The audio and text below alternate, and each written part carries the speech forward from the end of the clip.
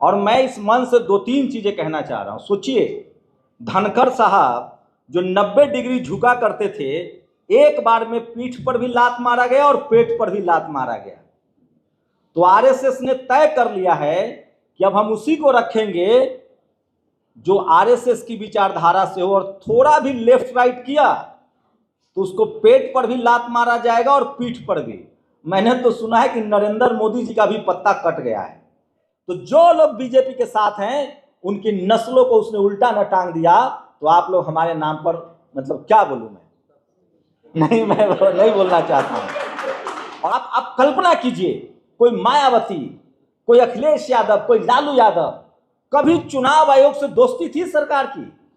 जब से नरेंद्र मोदी की सरकार आई है, चुनाव आयोग और सरकार में कोई अंतर ही नहीं लग रहा है। चुनाव आयोग का पता है क्या नाम है? जितने यहाँ सम्मानीय हमारे समाज के बड़े लोग हैं, खासकर जज साहब, कैद साहब हैं, मैं पत्रकार के तौर पे उनके काम को जानता हूं। दीपांकर भट्टाचार्य को खासकर थैंक यू बोलूँगा, क्योंकि मैं उनके सारे बिहार के विधायकों से मिला हूं और पता नहीं उन्होंने सामाजिक न्याय के ऐसे ऐसे विधायक कैसे बनाए हैं। दीपांकर जी के लिए ताली मारिए। उन्होंने जो टिकट दिया है बिहार में, मैं पत्रकार के तौर पे मिल रहा हूं।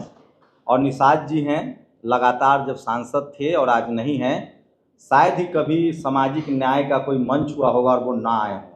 तो निषाद जी, आपका तहे दिल से शुक्रिया। और सोचिए, मैं दो तीन बातें कह के 2 मिनट में ख़त्म करूंगा। मैं एक पत्रकार हूं और मैं आपको गारंटी के साथ अब कह रहा हूं कि जो बिहार में मैंने स्थिति देखी है, 2014 पर सिमटने के बाद बीजेपी ने 2024 में 240 पर सिमटने के बाद बीजेपी की जो रणनीति है, अब वो कोई चुनाव नहीं हारना चाहती है।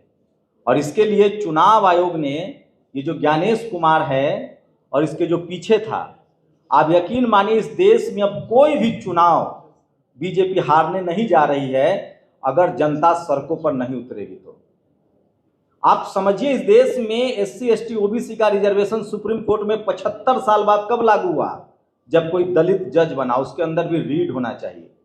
और मैं इस मन से दो तीन चीजें कहना चाह रहा हूं। सोचिए, धनखड़ साहब जो 90 डिग्री झुका करते थे, एक बार में पीठ पर भी लात मारा गया और पेट पर भी लात मारा गया। तो आरएसएस ने तय कर लिया है कि अब हम उसी को रखेंगे जो आरएसएस की विचारधारा से हो, और थोड़ा भी लेफ्ट राइट किया तो उसको पेट पर भी लात मारा जाएगा और पीठ पर भी। मैंने तो सुना है कि नरेंद्र मोदी जी का भी पत्ता कट गया है। लेकिन सोचिए, मुझे ताज्जुब हो रहा है, यूपी में 26,000 स्कूल बंद कर दिए गए। ये अनुप्रिया पटेल, राजभर और निषाद जो उसके पार्टी के अलायंस में है, ये सब दोषी हैं, हमारे दलित बैकवर्ड नेता। बिहार में अगर बीजेपी चुनाव जीतती है तो इसके लिए सबसे पहले क्रेडिट जाएगा चुनाव आयोग को, और उसके बाद मांझी जी को और चिराग पासवान को। ताज्जुब होता है, बिहार में जो 2 करोड़ लोग वोटर लिस्ट से बाहर होंगे, मैं 3 महीने बाद बिहार से आया हूं, वो सब के सब दलित पिछड़े हैं। आज हो सकता है कि वो आरजेडी समर्थक हो या सीपीआईएमएल के समर्थक हो। जो आरएसएस की प्लानिंग है, 10 साल, अगर 2029 में नरेंद्र मोदी की सरकार या बीजेपी आरएसएस की सरकार आ गई, तो आप दावे के साथ कह सकता हूं कि इस देश में सिर्फ 20 करोड़ वोटर बचेंगे, और वो लोग बचेंगे जो आरएसएस के समर्थक हों। और आरएसएस का समर्थक, चाहे वो जज हो, चाहे ब्यूरोक्रेट्स हो, सबकी पहचान है, वो घोर जातिवादी और मनुवादी है।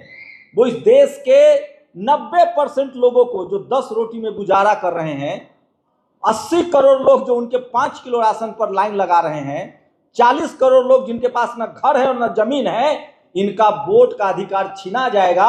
और मैं दावे के साथ कह सकता हूं कि अनुप्रिया पटेल, राजभर, ये जितने लोग आज बीजेपी के गोद में बैठे हुए हैं, इनके बच्चे भी संसद का मुंह नहीं दिख पाएंगे, हमसे लिखवा लीजिए। और आज अब ऐसा वक्त आ गया है कि अब जो वक्त आ गया, अगर एक बार आरएसएस को और मौका मिल गया और बिहार चुनाव में अगर वो जीत गई, तो मैं गारंटी के साथ कह रहा हूं कि आने वाला न तो वो कोई चुनाव हारेगा, और 2029 के बाद इस देश के जो दलित, पिछड़े, किसान, आदिवासी, खासकर जो पढ़ा लिखा है, वो न सब्जी बेचने लगा, न ठेला चलाने लगा, न वो नौकरी छोड़ के पता नहीं क्या करवाएगा ये लोग, ये जातिवादी मनुवादी। हो सकता है कि हम लोग को दिन में इनकाउंटर कराना शुरू करा दे और ऐसे मीटिंगें नहीं होंगी। ये इतना बड़ा खतरा है। हमें जरूरत है कि जो लोग, शुक्रिया, मैं सही कह रहा हूं दीपांकर जी, आपने जिन लोगों को टिकट दिया, आपके जो विधायक हैं बिहार में शोषित वंचित समाज के, वो किस तरह से आइडियोलॉजिकली शानदार भाषण करते हैं, शानदार विचार हैं उनके।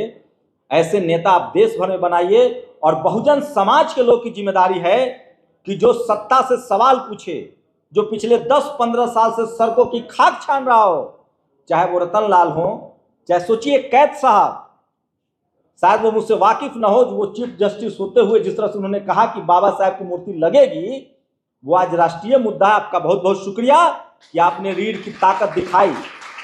और लास्ट बात, जो लोग इस गुमान में बैठे हैं कि हम दलित हैं, पिछड़े हैं, आदिवासी हैं, किसान हैं, अल्पसंख्यक हैं और मलाई खा रहे हैं, मैं दावे के साथ कह रहा हूं कि जिस दिन आरएसएस को मौका मिल गया, जो आरएसएस धनखर का नहीं हुआ, जो नरेंद्र मोदी को कह रहा है, जो मैस्केर मर्डर करवाता है, जो इस देश को गुलाम बना लिया, जिसने संविधान बदल के 10% रिजर्वेशन दे दिया सवर्णों को, उस नरेंद्र मोदी का सगा नहीं आरएसएस।